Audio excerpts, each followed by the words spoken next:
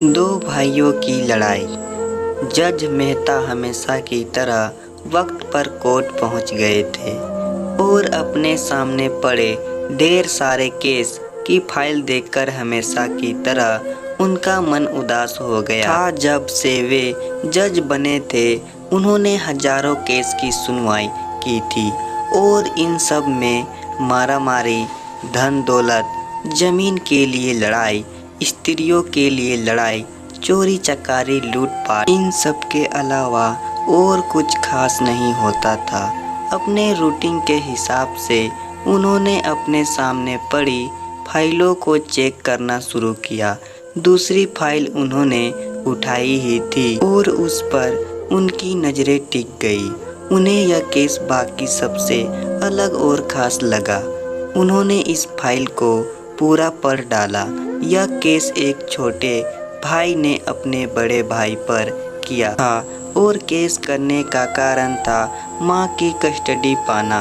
मेहता जी ने सबसे पहले इसी केस की कार्यवाही करने का फैसला किया। कोर्ट में सब हाजिर हो गए। जज ने सबसे पहले छोटे भाई को अपनी बात रखने का मौका दिया। छोटे भाई ने कहा, जज साहब, मेरा उम्र 50 वर्ष है और मेरे बड़े भैया की उम्र 60 वर्ष है।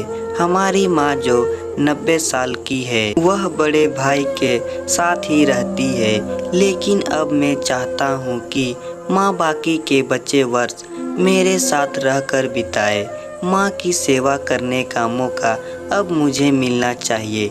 मैंने बड़े भैया को काफ़ी समझाया कि अब आपकी भी उम्र हो चली है, अब आपकी सेहत भी अच्छी नहीं रहती और आप दिल के मरीज भी हैं। मैं अभी स्वस्थ हूँ, इसलिए बेहतर यही होगा कि माँ की सेवा करने का मौका अब मुझे दिया जाए।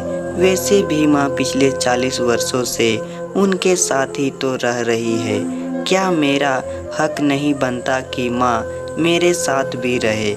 लेकिन बड़े भैया हैं कि इन बातों को मानने के लिए राजी नहीं है, इसलिए मजबूरी में मुझे उन पर केस करना पड़ा। अब बड़े भाई की अपनी बात रखने की बारी थी। बड़े भाई ने कहा, यह बात सच है कि मेरी उम्र 60 साल है।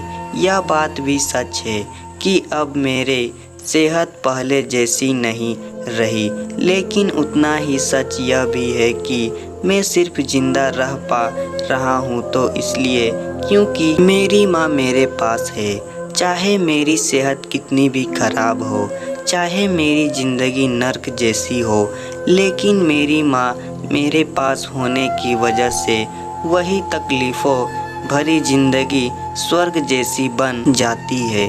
जज साहब, आप ही बताइए, मैं माँ को अपने से दूर कैसे होने दे सकता हूँ? जज ने बड़े भाई से कहा कि तुम खुद कहते हो कि तुम्हारी सेहत अच्छी नहीं रहती, तो भला तुम कैसे अपनी माँ की देखभाल अच्छे से कर पाओगे?